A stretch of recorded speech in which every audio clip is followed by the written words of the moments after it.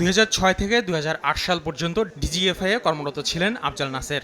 ১/১১ সময় প্রধানমন্ত্রী তারেক রহমান সহ বহু রাজনৈতিক নেতাদের নির্যাতনে বারবার নাম আসে তার। জুলাইয়ের আন্দোলনে মিরপুরের দেলোয়ার হত্যা মামলায় রোববার মধ্যরাতে আফজাল নাসেরকে আটক করে ডিবি। সোমবার বিকেলে আদালতে নিয়ে 7 দিনের রিমান্ড আবেদন করা হয়। উভয় পক্ষের শুনানি শেষে বিচারক 6 দিনের রিমান্ড মঞ্জুর করেন। দেলোয়ার নামে একজন আন্দোলনকারীকে হত্যা করা হয়, সেই ঘটনার সঙ্গে তদন্তকারী কর্মকর্তা এই আজকে যে আফজাল নাসের তার সম্পৃক্ততা পাওয়া যায়, সেই জন্য তাকে আজকে গ্রেপ্তার করে জিজ্ঞাসাবাদ করার জন্য তদন্তকারী কর্মকর্তা তাকে আদালতে উপস্থাপন করেন। শুনানিতে বয়স বিবেচনায় রিমান্ড বাতিলের আবেদন করেন আসামি পক্ষের আইনজীবীরা। এ সময় রাষ্ট্রপক্ষ বলেন, বেগম খালেদা জিয়া বয়োবৃদ্ধ হওয়া সত্ত্বেও ইউনাইটেড হাসপাতালে চিকিৎসা নেওয়ায় বাধা দিয়েছিলেন আফজাল।